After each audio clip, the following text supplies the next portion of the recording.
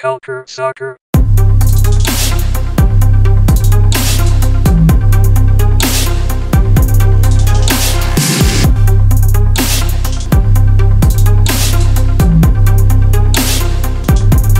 Culture Soccer.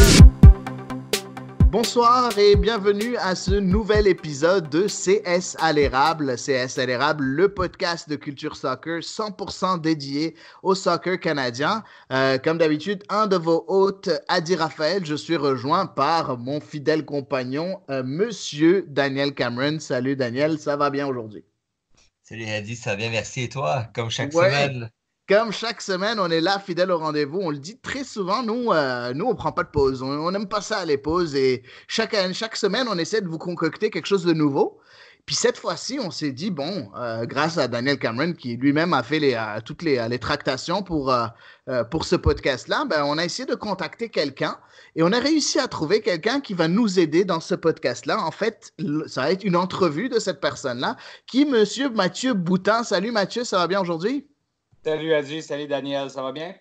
Ouais, ça va super bien. On est très excités de te recevoir. Je veux juste en premier expliquer à nos auditeurs, t'es qui? En premier, si je comprends bien, toi, tu étais un supporter du Fury d'Ottawa. Puis on a vu que dernièrement, tu as ouvert un compte Twitter et puis tu essaies de ramener, de créer un certain enthousiasme pour un nouveau club à Ottawa, mais au sein de la CanPL, n'est-ce pas?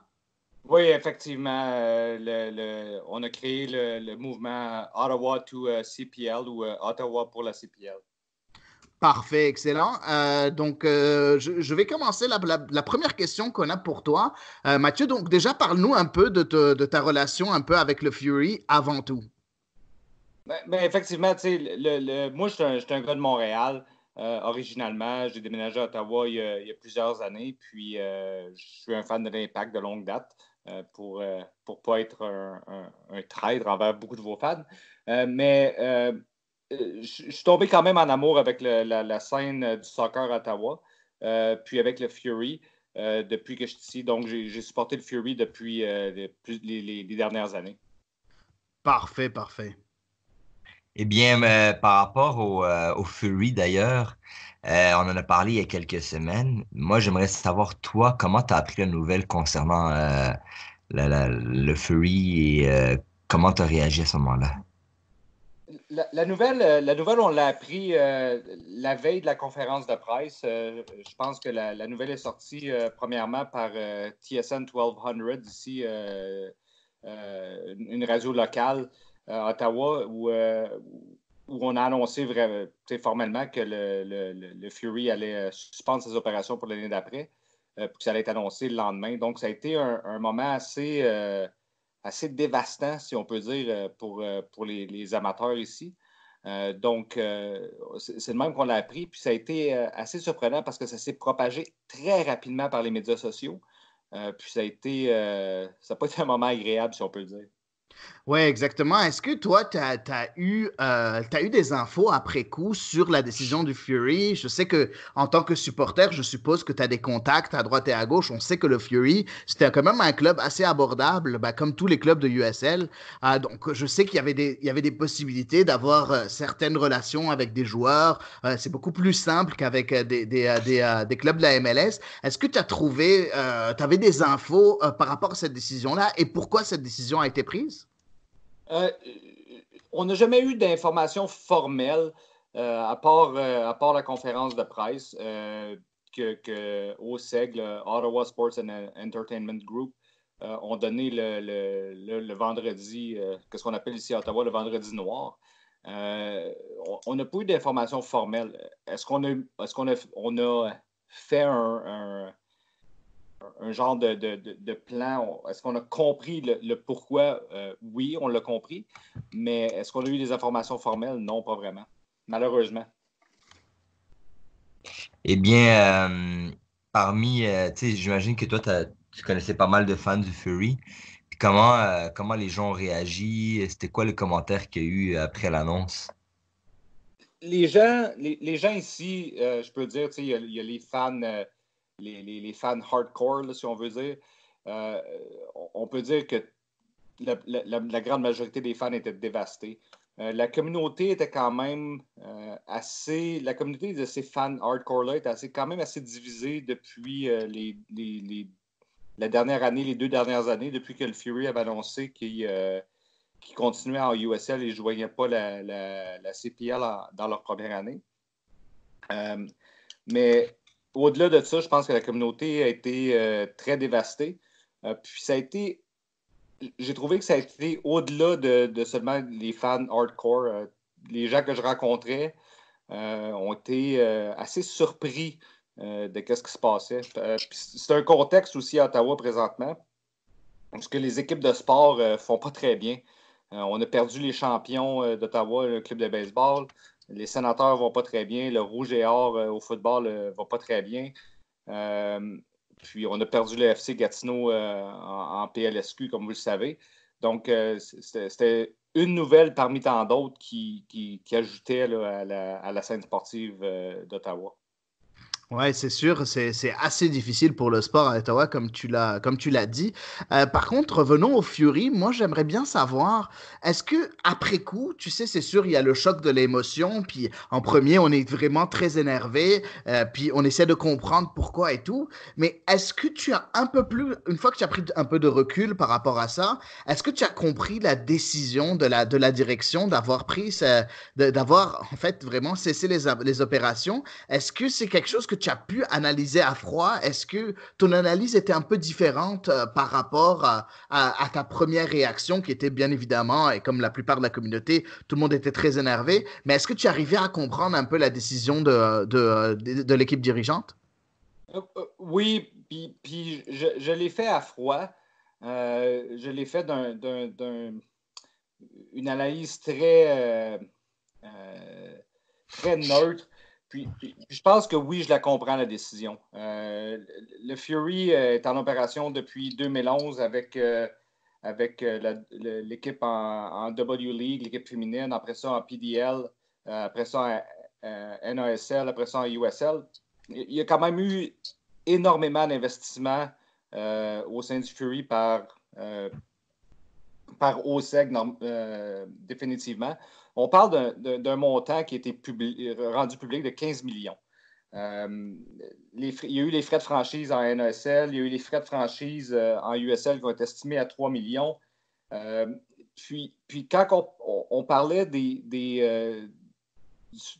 besoin de joindre la CPL ici, tout le monde voulait que le Fury joigne la CPL. En fait, on ne parlait pas de si c'était si le Fury allait joindre la CPL, c'était vraiment quand le Fury allait joindre la CPL.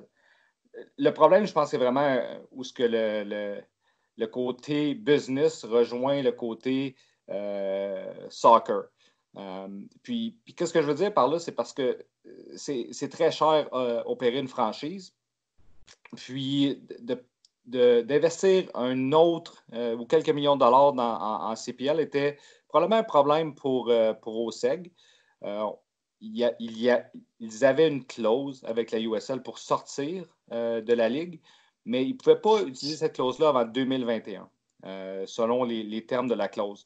Donc, d'investir en CPL, ça aurait été probablement assez difficile financièrement pour OSEG avant 2021. Donc, la compréhension de la situation, je pense qu'elle est vraiment là. D'accord. Mais si tu vois, par rapport à ça, j'avais entendu tellement on a tous entendu pas mal d'histoires, même dans la conférence de presse finale, on n'a jamais su les fins détails. Tu sais, j'ai même rencontré David Flanagan par rapport au Fury, la CPL et tout. Puis il y a des choses là-dedans qui vont rester un peu. J'espère qu'un jour on va avoir droit à un gros documentaire ou un livre. Mais J'espère que oui.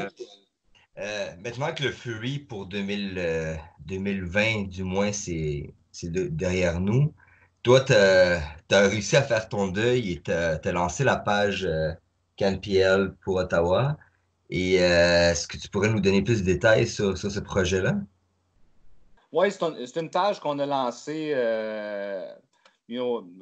avec certains supporters ici. C'est une page qu'on a lancée un des copains, Josh Lemoine, qui a dit on devrait lancer, ce qui est trop tôt pour lancer hashtag Ottawa to CPL. Puis on s'est lancé dans le compte Twitter immédiatement ce soir-là. On a créé une page Facebook. Ensuite, là, il y a un compte Instagram qui a été créé, un email. Donc, c'est quelque chose qui a été créé assez rapidement.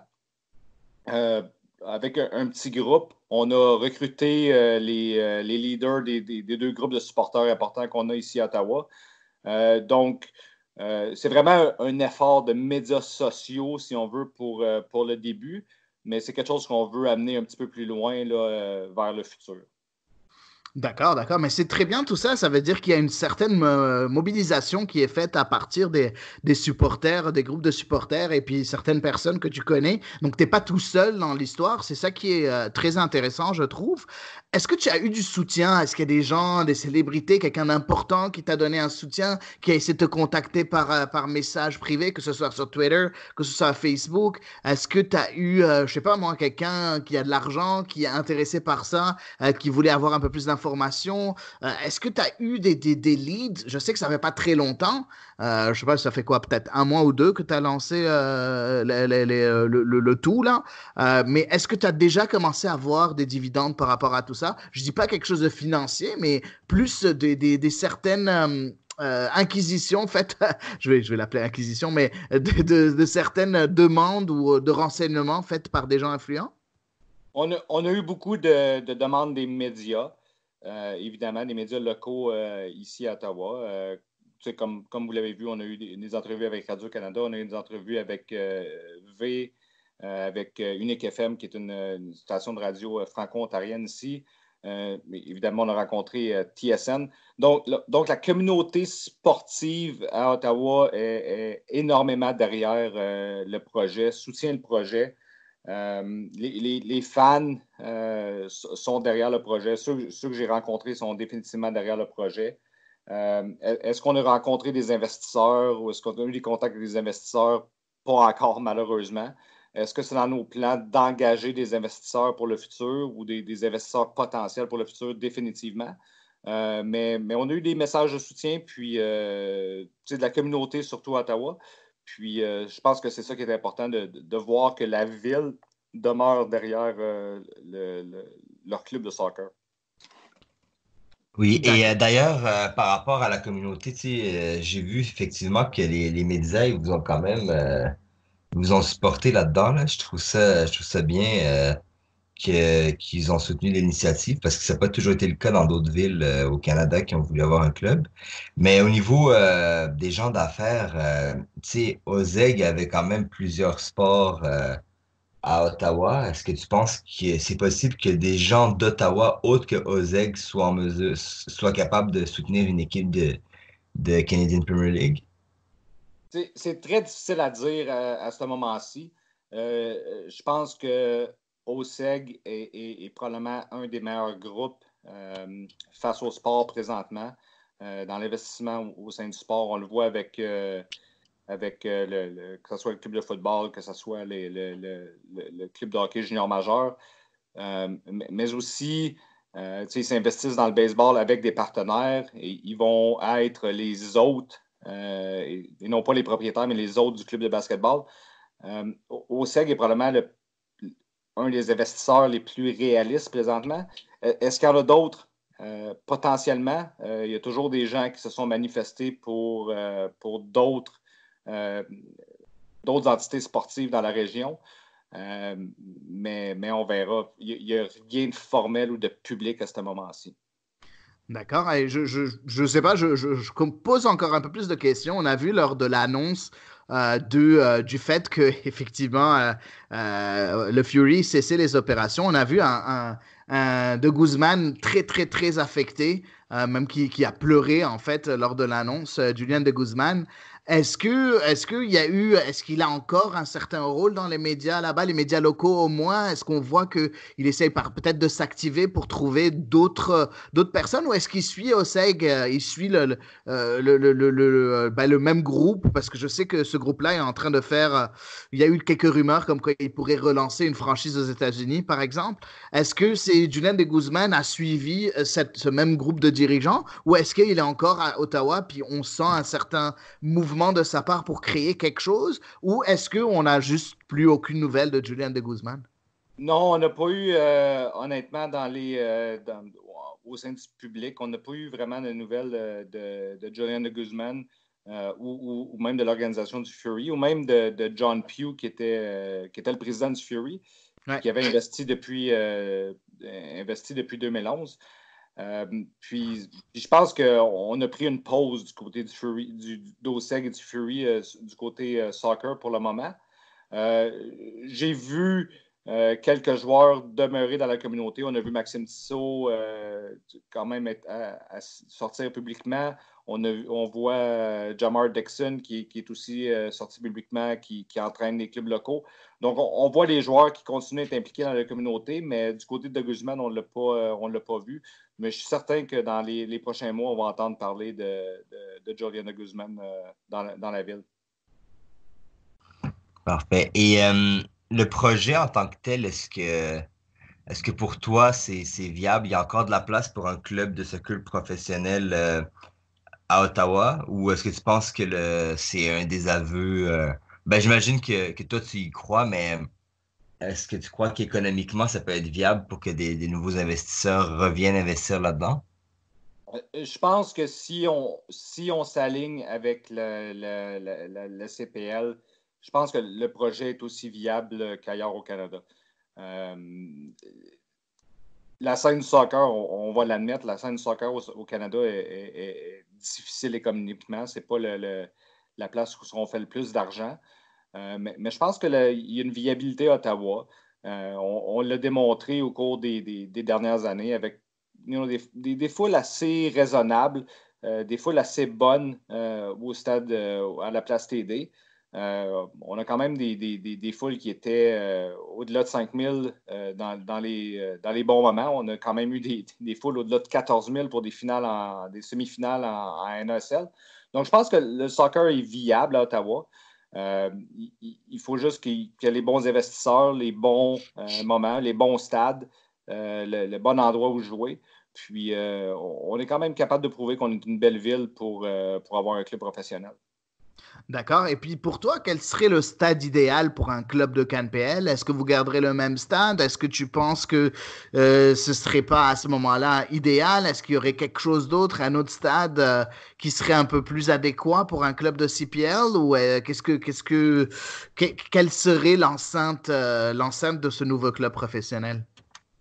Tout le monde à Ottawa, les fans hardcore, rêveraient d'avoir un stade au centre-ville, un stade spécifique au soccer qui serait dans le redéveloppement des plaines Le Breton. Ici à Ottawa, si vous connaissez la géographie, c'est un redéveloppement où on veut construire une nouvelle aréna de la Ligue nationale, où il y avait un plan pour construire potentiellement un stade de la MLS il y a quelques années. Ça serait le rêve de tout le monde, ça serait d'avoir un stade spécifique au soccer dans cette région-là. On va s'entendre que dans les circonstances présentes, l'espérance est peut-être un peu mitigée. Je pense que le stade de la Place TD demeure probablement le stade le plus plausible à court terme. Les autres stades dans la région d'Ottawa, il y a deux universités. Il y a le Carleton University où le Fury a joué avant que la Place TD soit terminée. Puis ensuite, il y a l'Université d'Ottawa. C'est des stades quand même avec c'est des stades spécifiques au football canadien ou au football universitaire. Donc, on l'a vu avec l'université, le stade PEPS à l'Université Laval, où les lignes de football étaient sur le terrain. Je pense que c'est le cas ici aussi. Donc, ça pourrait être plus difficile. Il y a aussi le stade Terry Fox, où présentement une équipe de League One Ontario joue, Ottawa South United, qui pourrait être un stade potentiel. D'autres clubs professionnels précédents à Ottawa ont joué dans ce stade-là, mais on parle d'un stade de 1000 personnes. Fait que probablement la localisation la plus plausible demeure la place TD à court terme au moins. D'accord, parfait. Donc, c'est ça. Et j'aimerais aussi te poser une question par rapport à tout ça, parce que on parle du club de CanPL. Bon, en date d'aujourd'hui, il n'y en a pas. Par contre, avec le Fury, il y avait beaucoup de joueurs. Il y avait beaucoup, beaucoup de joueurs qui étaient là et qui maintenant se retrouvent sans contrat d'un club professionnel. Qu'est-ce que tu penses qui va se passer par ces joueurs-là? J'aimerais aller juste, si tu peux nous permettre, Mathieu, on va aller joueur par joueur, parce qu'il y a quand même beaucoup de joueurs qui sont intéressants. Et beaucoup de Canadiens surtout. C'est ça, beaucoup Oui. de Canadiens qui pourraient être très, très bons, en fait, pour des clubs de CanPL ou bien même des clubs de MLS ou d'autres clubs de USL, par exemple. Commençons déjà par exemple, le défenseur Nana Atakaura ou bien même Jérémy Gagnon-Laparé. On va en poser deux en même temps. Tu penses quoi? Est-ce que ces joueurs-là ont leur place en USL, ont leur place peut-être en MLS, ont leur place en CanPL? Est-ce qu'on a des rumeurs par rapport à ces joueurs-là? Il n'y a pas beaucoup de rumeurs qui est sorti jusqu'à date pour aucun des joueurs du Fury, à part peut-être pour un peu pour des discussions à propos de Thomas Meyer-Giga qui était libéré par l'Impact, où ce qu'on on croit que son intention est de rester en Amérique du Nord à court terme, donc très potentiellement soit en CPL ou même en USL. OK. Mais il est certain que plusieurs joueurs du Fury vont être disponibles pour la CPL, que ce soit au niveau des vétérans. Tu parlais de Nana Takora. Nana a 30 ans, est quand même un défenseur central très solide qui peut apporter beaucoup de stabilité à un des clubs de la CPL. Donc je voirais ça, ça serait impossible que lui reste. Puis, tu sais, il ne faut pas sous-estimer Carl Haworth, qui était le capitaine du Fury pendant les 2 dernières années. Carl est comme on dit en anglais, un late bloomer, a grandi plus tard que la moyenne, mais c'est un joueur extraordinaire à voir jouer. Puis ça ne m'étonnerait pas de le voir soit en CPL ou peut-être même en USL, parce qu'il faut aussi dire que les joueurs canadiens demeurent des joueurs domestiques en USL. Oui, c'est vrai. C'est un avantage que la USL là, par rapport à la CPL. Là. C'est que, tu sais, ils peuvent attirer beaucoup de joueurs canadiens avec ça. Là, il en avait parlé d'ailleurs à Stephen Hart, que pour lui, c'est un très gros obstacle dans le recrutement de ses joueurs parce que tu as une ligue de 40 équipes dans lesquelles les joueurs canadiens sont considérés domestiques, puis les salaires sont souvent mieux, c'est en dollars US. Là. Donc, Ouais. oui, il y a des chances qu'il y en a beaucoup qui vont rester dans la USL, j'imagine. J'espère en voir quelques-uns en CPL. Évidemment, on ne connaît pas les règles contractuelles. En fait, on ne connaît pas les règles contractuelles des deux ligues. Mais je crois que des joueurs comme Jérémy Gagnon-Laparé, Ouais. pourraient Maxime très Tissot. bien. Maxime Tissot. Maxime Tissot a dit qu'il allait prendre une décision sur son futur. Il a dit ça dans les médias locaux ici, où il allait prendre une décision sur son futur dans les prochains mois. Donc, ce ne serait pas étonnant que Maxime quitte. Mais j'espère le voir jouer en CPL.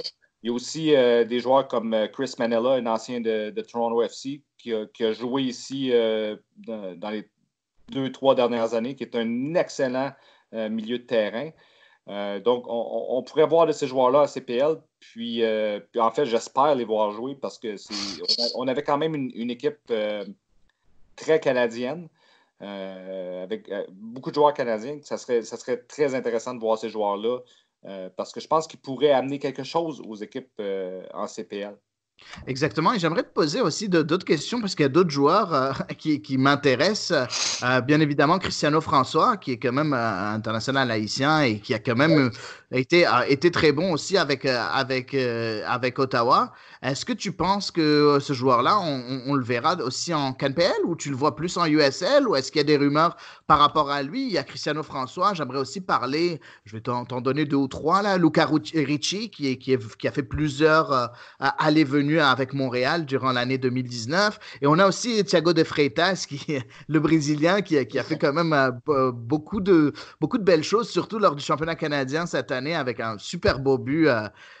Si je me rappelle bien, c'était contre Halifax. Donc bref, ces joueurs-là, est-ce que tu penses que aussi ils ont le niveau pour la CanPL, ou est-ce que tu penses qu'ils vont rester en USL? Est-ce qu'ils ont un avenir encore dans le foot professionnel? Je pense qu'un joueur comme Cristiano François, ça m'étonnerait beaucoup de le voir en CPL. C'est un joueur quand même qui a passé les 9 dernières années aux États-Unis. Sa vie est vraiment aux États-Unis. Il a signé au Canada seulement l'année dernière. Donc, pour Cristiano, ça ne m'étonnerait pas de le revoir en USL. Thiago, on l'a vu au Canada dans le passé. C'est un joueur quand même assez âgé. C'est pas un joueur qui a joué beaucoup avec le Fury cette année, il faut le dire. C'est un joueur qui a été quand même blessé souvent. Mais Luca Ricci, un jeune joueur que tu mentionnais, Luca Ricci, c'est pas un joueur qui a joué cette année en fait du tout. Je pense que je l'ai même pas vu sur le banc une fois.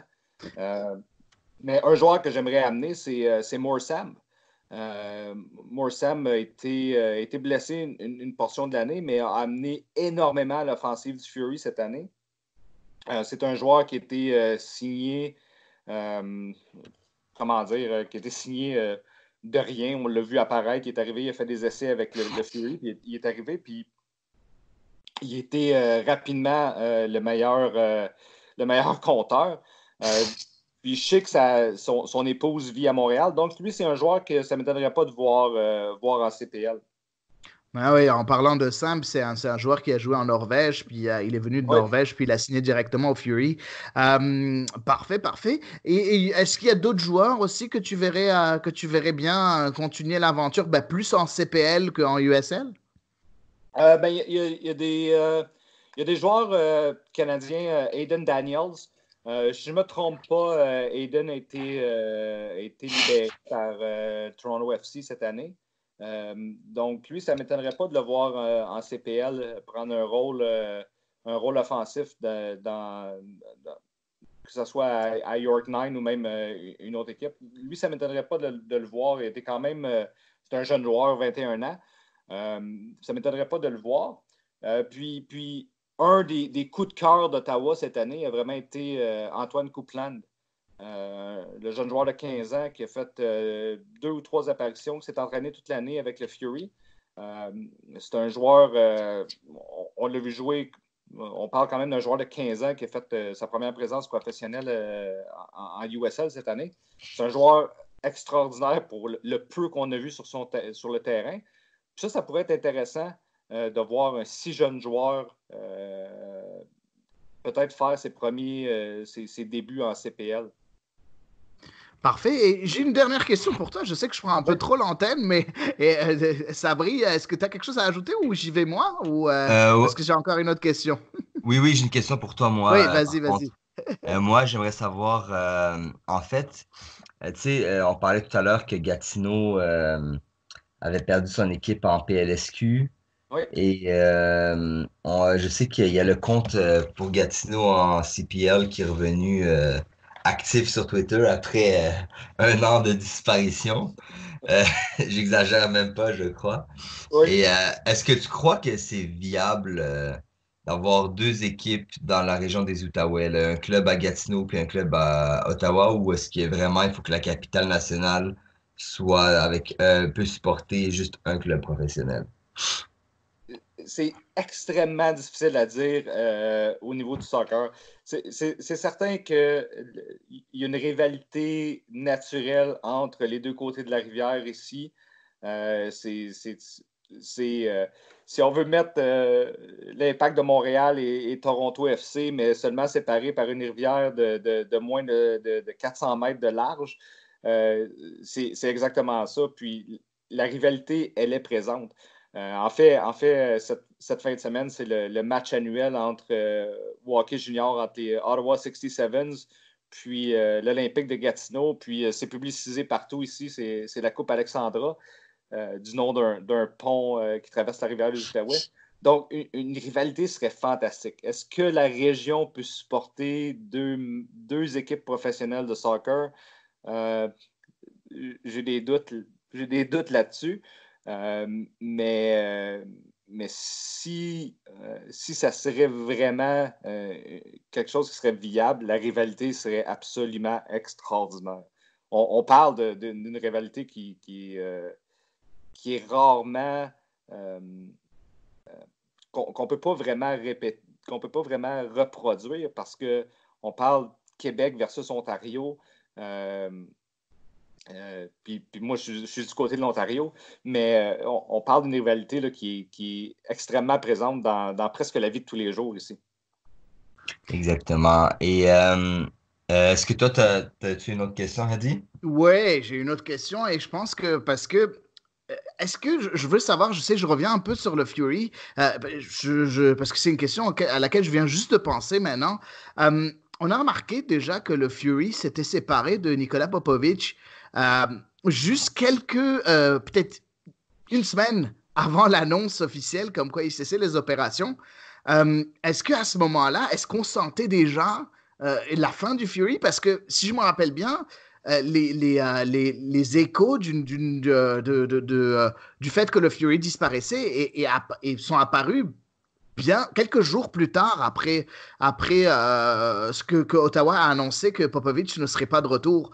Est-ce que toi, de ton côté, du côté local, est-ce que vous avez senti déjà à partir de l'annonce que Popovic ne serait pas de retour, vous avez déjà senti qu'il y avait des problèmes déjà? Euh, Plus ou moins. Honnêtement, le départ de Nikola Popovic était quelque chose qui était quand même assez attendu dans la communauté. Il était à la fin de son contrat. On ne pensait pas nécessairement le renouveler. On pensait peut-être qu'on allait justement se préparer vers un déplacement en CanPL, en CPL. Donc, on misait beaucoup, quand la nouvelle que Nicolas n'a pas été renouvelé, on misait beaucoup sur le potentiel d'un entraîneur canadien. Donc, ça n'a pas été vraiment un élément précurseur.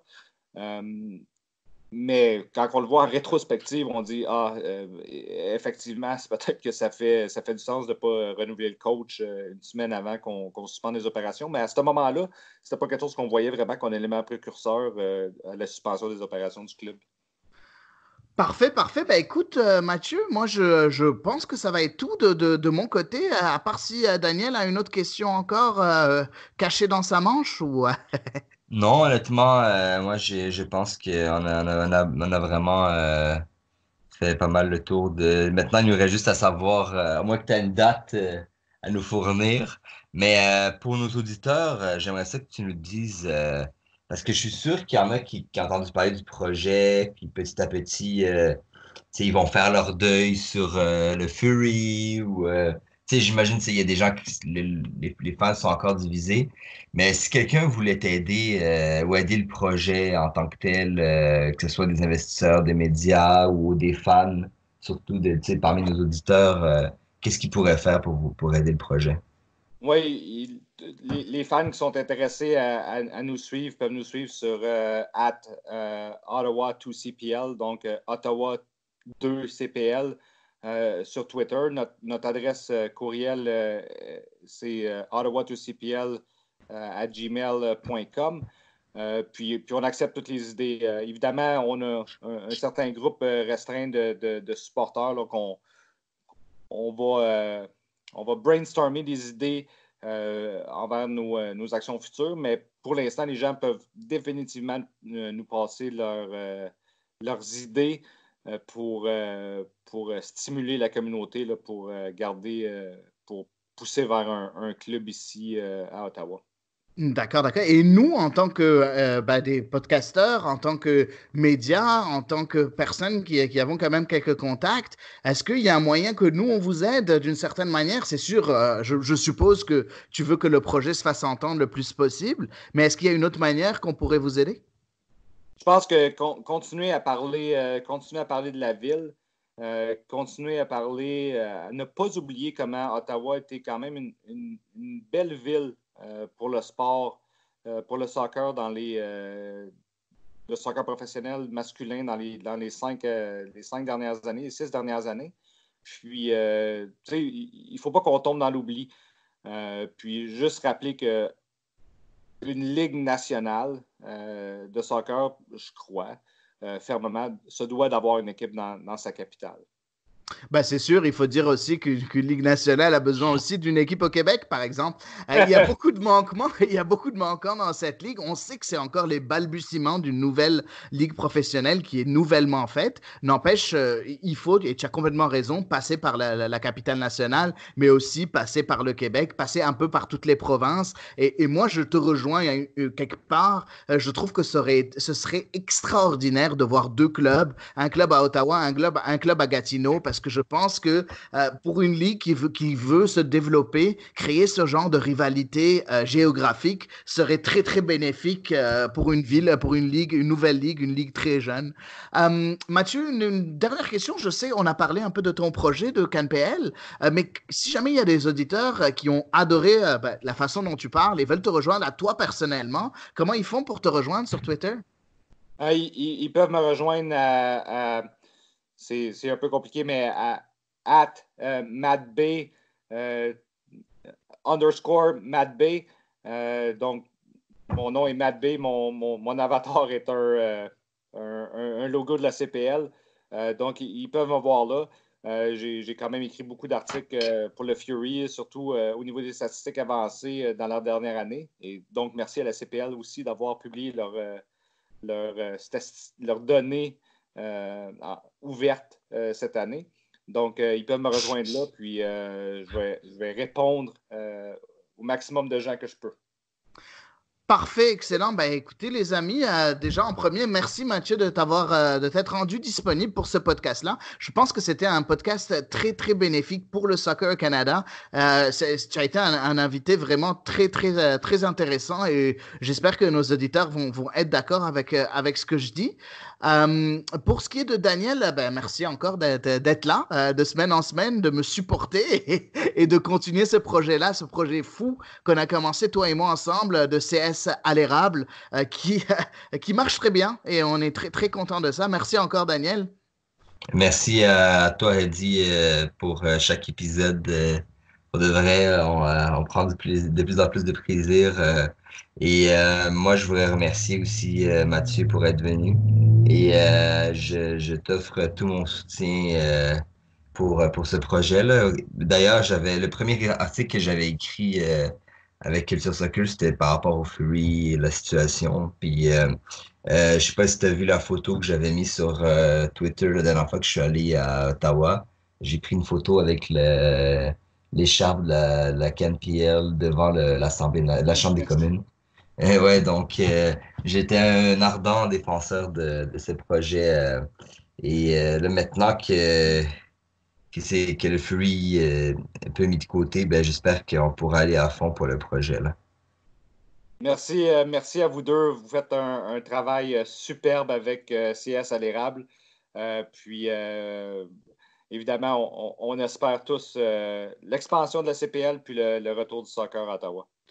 Parfait, excellent. Et sur ces derniers mots de notre cher ami Mathieu Boutin, je vais vous laisser pour cet épisode de CS à l'érable et on se voit comme d'habitude la semaine prochaine. Bonne journée, bonne soirée et à bientôt.